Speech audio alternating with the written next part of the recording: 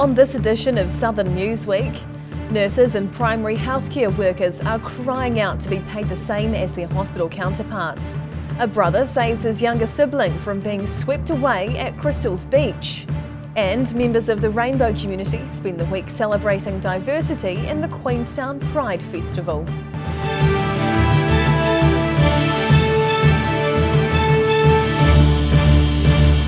Kia ora, good evening, I'm Hannah Wilkins. Nurses and primary healthcare staff took to the streets around the country demanding they be paid the same as their counterparts in hospitals. They say they're paid up to 25% less despite having the same qualifications, training and responsibilities. Angry nurses and primary healthcare staff took to the streets around New Zealand demanding they be paid the same as their hospital counterparts. Primary healthcare nurses work at general practices, after-hours emergency centres and Plunket, amongst others. They say they're paid up to 25% less, despite having the same qualifications, training and responsibilities. That has to be an improvement of the terms and conditions so that people aren't migrating from one place to the next simply because of an hourly rate, which is really common. The rally is part of the New Zealand Nurses Organisation's Marenga Mai campaign, launched in May, asking for wage stability across the entire healthcare system. They are calling on the government to urgently provide funding and properly value them.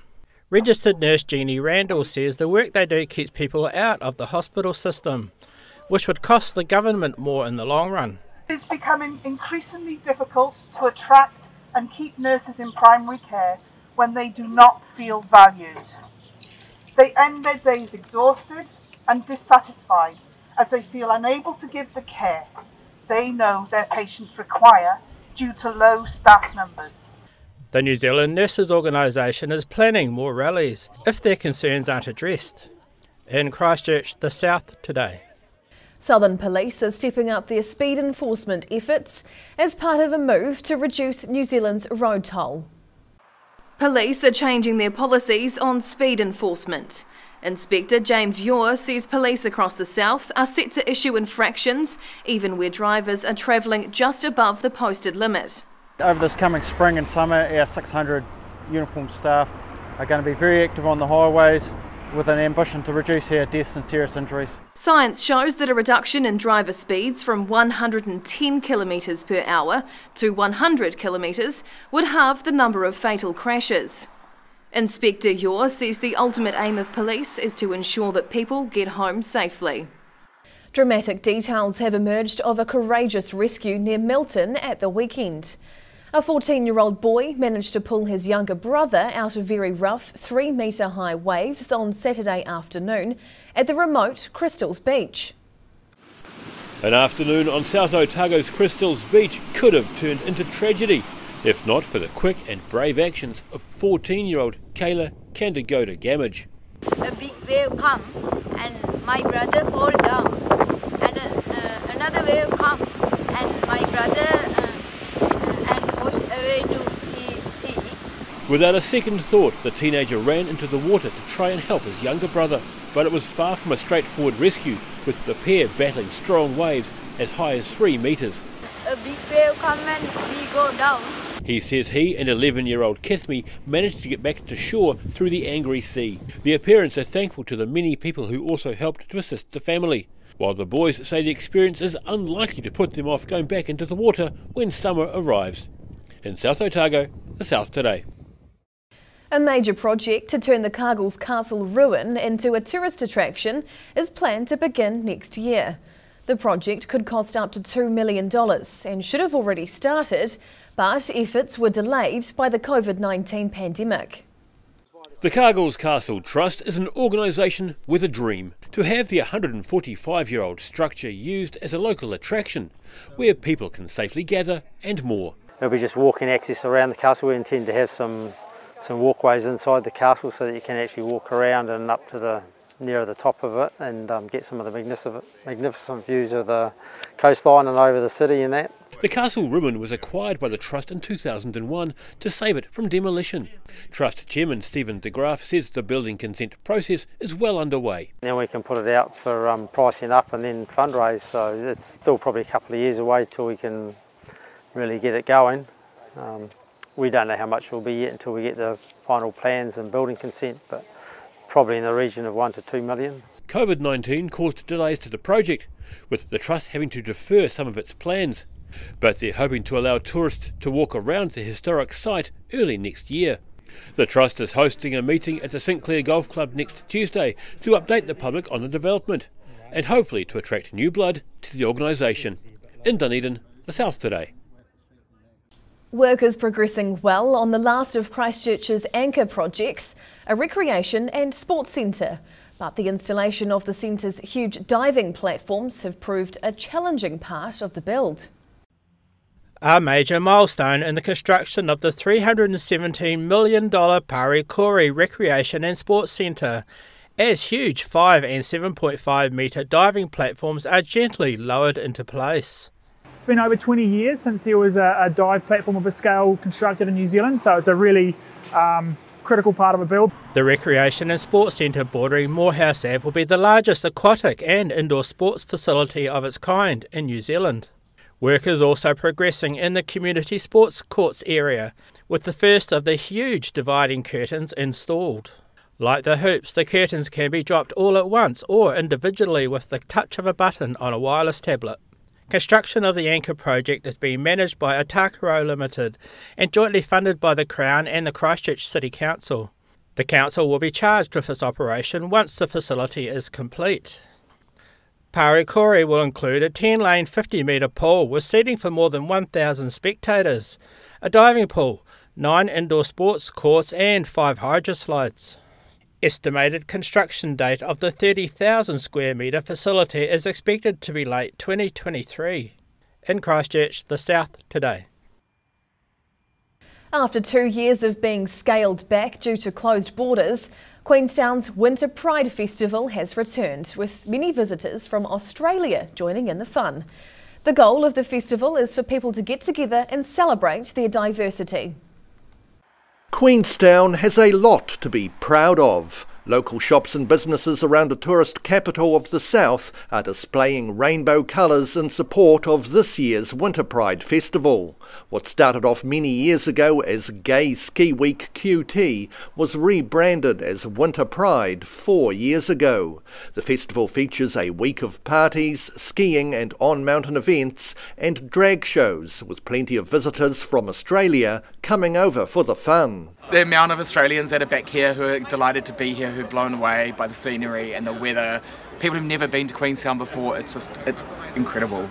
Many locals in Queenstown have accepted the festival and some of its startling shows, with the aim of Winter Pride being that people get together and celebrate their diversity. With Pride, that people embrace Queenstown in this really special way. They just feel like it's just a super unique opportunity to come together. So yeah, I'm really proud. Winter Pride is set to run until Sunday.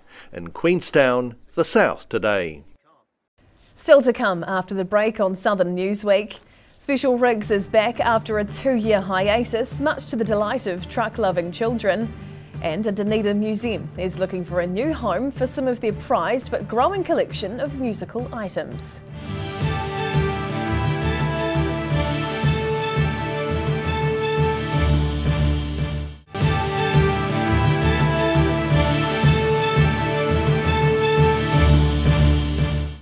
Dunedin children with special needs spent a phenomenal day as Lords of the Road, thanks to the generosity of truckies from across the country.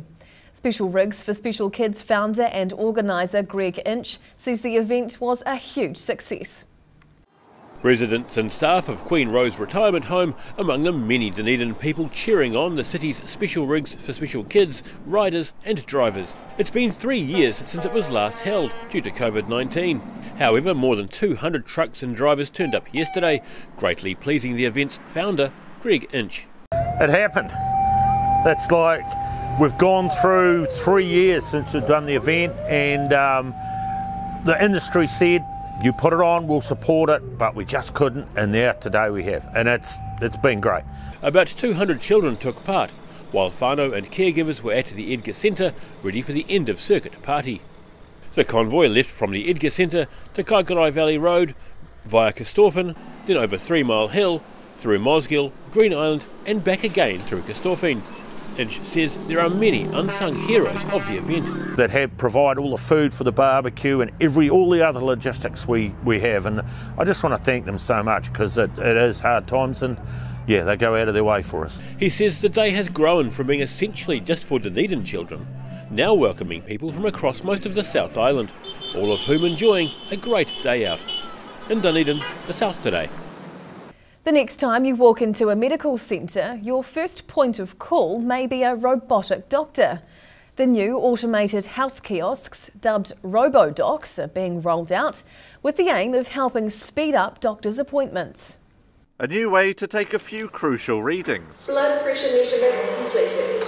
This automated health kiosk, also known as RoboDoc, is aiming to streamline your visit to the doctor.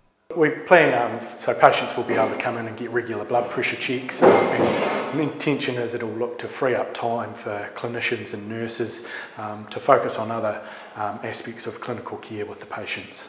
The RoboDoc has a range of built-in devices which takes a patient's standard measurements without needing any medical staff. We'll take a patient's height, weight, blood pressure, temperature, oxygen and body composition. The kiosks upload a patient's measurements automatically, meaning the readings are ready to go by the time the patient enters the doctor's office. Yeah, it'll be in general practice. We envisage it sort of sitting in the waiting room, and patients will be able to get a QR code sent to their phone and can just sign in and get all the measurements done on a regular basis. Southlink Health Services are aiming to roll out around 200 RoboDocs nationwide, meaning you may encounter one the next time you visit your doctor. In Dunedin, the South Today. The process to build a new $50 million complex at Ashburton College begun this week. The school's Te Reo Māori teacher led a blessing and earth-turning event on Monday morning. Ashburton College Te Reo Māori teacher Tipene Phillip stepped in on behalf of Kaumatua Te Wera King at the last minute to bless the ground where a new $50 million complex is to be built. Principal Ross Priest invited the school's youngest students, Lily Allen and Logan Bradford, to undertake the turning of the sod, breaking the ground on the new project. Great turnout. We would have had 60 people plus staff, so probably 100 all told, and beautiful sunny day, organised by Mātua Tipene, and just great to have the process underway. The new classrooms and offices will be built in 2 stages, with the first 32 rooms expected to be complete and ready for use by the 2024 school year. And the second group of classrooms are expected to be ready for the start of the 2025 school year. Ashburton College has a current roll of nearly 1,240 students, which is expected to grow. In Ashburton, the South Today. The Port Chalmers Maritime Museum has put out a call for somebody to take a collection of about 60 player piano rolls which were discovered during a recent stock take. The museum curators say there's just not enough room for them and they'd like them to go to good homes. Holding a suite of tunes but with nothing to play them on. Port Chalmers Historic Society President Brian McCormick says they've discovered about 60 pianola rolls which they're hoping can be of some use to someone. We're very short on space for storage, and proper storage needs to be up to museum standard, which we haven't got. Pianola, or player pianos, have been around since the late 1800s and are a device where rolls of thick cardboard with holes punched out trigger piano keys to play songs. McCormick says the rolls they've discovered cover a range of music, from waltzes and foxtrots to show tunes and popular music from the early to mid-1900s. He says the rolls in their possession are in good condition. The boxes that they're in are a wee bit dusty, you know, because they've been sitting there for so long in the corner. But when you take them out of the boxes, you can see that most of them are still in very good condition. The museum is asking anyone with a player piano who'd like some or all of them to get in touch. In Dunedin, the South Today. A group of Gore school pupils who planted daffodils in their school grounds earlier this year are finally seeing them bloom. Now they're busy picking the flowers and selling them to raise funds for the local Cancer Society of New Zealand. Harvesting flowers they planted as bulbs earlier this year. Pupils from Longford Intermediate near Gore have raised about $50 so far for the Cancer Society of New Zealand by selling the daffodils they've planted around the school. I just love that we can give back to the Cancer Society and the community. The pupils are all members of a group that aims to do acts of kindness and care for others. Pupil Kim Green says the group's always keen to try out good deeds they haven't done before. Well, it encourages people to do things that they couldn't do before, or like think they couldn't do, and it's just going to be really nice. And if looked after, these daffodils are likely to keep on flowering for decades to come. Well, I love this project personally. I think daffodils are my favourite flower, and I'm just excited for the years to come back here, and I think it'll just be really cool to just see them sprout up again. The Otago Southland Cancer Society says daffodils are a symbol of hope for the many people facing cancer. In Gore, the South Today. Still to come after the break on Southern Newsweek. Swimmers hoping to compete in the Special Olympics Nationals take a dip in a Gore pool. And the latest batch of students to be picked for the famous 660 flat are revealed.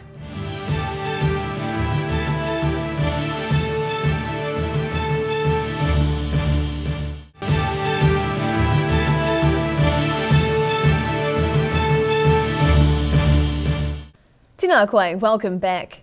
Swimmers hoping to compete in the Special Olympics Nationals later this year have taken to the pool in Gore.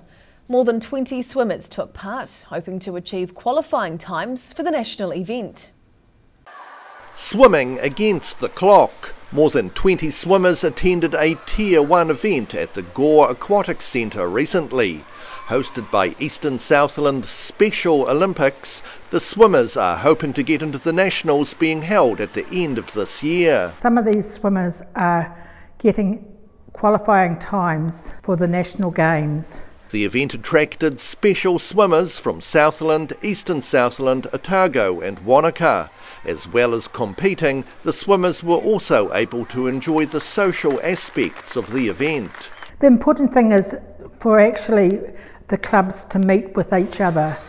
You're surprised how they make friendships, and a lot of Special Olympics is competing, but it's also the friendships people make. The Special Olympics National Summer Games are set to be held in Hamilton over the second week of December. In Gore, the South Today. The latest batch of Otago University students to take up residency at the famous 660 Castle Street address have been revealed. That means time is almost up for the inaugural scholarship winners, with their musical careers heading in the right direction. A new batch of Otago students getting ready to move into one of North Dunedin's most famous addresses, 660 Castle Street.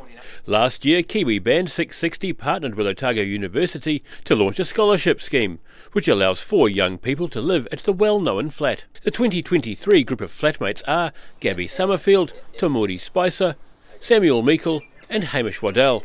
And the young quartet are looking forward to their creative year in the famous flat. Oh, it's pretty exciting. It's a bit surreal, but yeah, just really looking forward to heading into it next year. I think it's going to provide some cool opportunities. It's insane. It's not something you'd ever expect to happen to you, but it's once in a lifetime for sure. The scholarships include a $10,000 rent rebate, as well as mentoring from the band and access to the university's recording studios. The 2022 intake made good use of their year in the creative flat, forming the band Black Sail House. They've been recording and are now heading out on the road to tour their music. Meanwhile, the new intake are all musicians and believe receiving these awards will help them head on the right path. Just using the scholarship as like a stepping stone, but just like a standing point to get into like the music scene, or just getting into somewhere. Because of the scholarship, it's probably going to be a lot easier than if we were just trying to come up on our own. Although the band 660 are busy preparing to launch their new album, called Castle Street, the members were still part of the vetting process. They are confident there's some real talent in this second crop of tenants. In Dunedin, the South Today. A Year 11 student at Dunstan High School is set to lose one of his prized attributes soon. But in doing so, he'll be helping a friend's younger brother as well as a complete stranger. The mullet. Business at the front, party at the back. 15-year-old Jaden McKenzie loves his mullet and knows how to care for it. Wash it every second night, lots of conditioner, and brush it all the time and take good care of it. Mackenzie has been taking good care of his hair, but he's due to get it shaved to raise funds for a friend's younger brother. And I'm cutting my mullet off for Maddox Gale, who has cancer. 9-year-old Maddox Gale is currently undergoing cancer treatment in Christchurch. When Jaden McKenzie heard his friend's brother was ill, it motivated the Dunstan High School student to help. So on the 2nd of September, Friday night, I'm going to be cutting my hair off for Maddox. Before then there's going to be an auction though, so there's a few things that are going to be sold, which the money we make from that also goes to Maddox. As well as raising funds to help young Maddox Gale's treatment, when Sean, Mackenzie's impressive locks, are being lovingly sent to Dunedin's Freedom Hair to be made into a wig for someone who's lost their hair due to cancer treatment. In Alexandra, the South Today. Scientists at the University of Otago have invented an easy and affordable way to extract DNA from snail and seashells. Their new technique will pave the way for a better understanding of the ecology of mollusk populations, both past and present. Unlocking the secrets of New Zealand's molluscs. In recent decades, DNA studies have become essential for understanding how species are related to each other. Up to now, it's been a challenge for researchers to extract the DNA out of dried shells, but University of Otago postgraduate student Kerry Walton and his team are about to change all that. They've developed a new way of getting DNA from shells, and a first trial has proved both affordable and very effective. We were quite pleasantly surprised to discover that our method was about 350 times more efficient than the sort of methods that had been published previously, and that our success rate was 100%. There's about 4,000 species of snails and seashells in New Zealand alone, but not much is known about them, with some species only known from 1 or 2 shells found on a beach or forest floor. Walton says the improved DNA analysis will help scientists understand how the different species are related to each other and will give a better understanding of ecosystems as a whole. Understanding what species you're dealing with, how the different populations are structured, is absolutely fundamental to almost all biological sciences. The genetic research may also help build a picture of how the diversity of molluscs has changed since humans first arrived in New Zealand, helping the management of shellfish and snail populations in the future. In Dunedin, the South Today. They say everybody has a book in them, but one Dunedin high school pupil has already proven he has more than just one. 15-year-old Kavanagh College student Tom Davis has published 3 books since 2019, but he says he's now looking into another way of storytelling. Showing the results of a few years of extracurricular writing. At 15 years old, Kavanagh College student Tom Davis has already published 3 books, although his writing career began earlier than that. I've always liked writing when I was young. I wrote books before these, but these were kind of more developed than those. The Lizard trilogy, which he wrote and illustrated, is a series of books aimed at readers aged 7 to 13, following the story of Scale, a jewelled gecko who goes on a fantastical adventure. Davis says he's always liked expressing his imagination through writing and drawing, but had never tackled anything longer than a short story before the trilogy. But these days he's on to bigger and brighter things. Well, I've kind of gotten into digital animation and stuff more recently, and so yeah, I'm kind of moving into that instead of writing, so I'm focusing more on the art side. Davies donates a portion from every book sold to charities, including the Caritas Cyclone Relief Fund and most recently Ukrainian refugees. In Dunedin, the South Today. And that wraps up this edition of Southern Newsweek. For the latest news and videos from the Southern region, head online to odt.co.nz. And you can follow Channel 39 on YouTube to catch our news bulletins on demand. We'll see you again next week. Matua.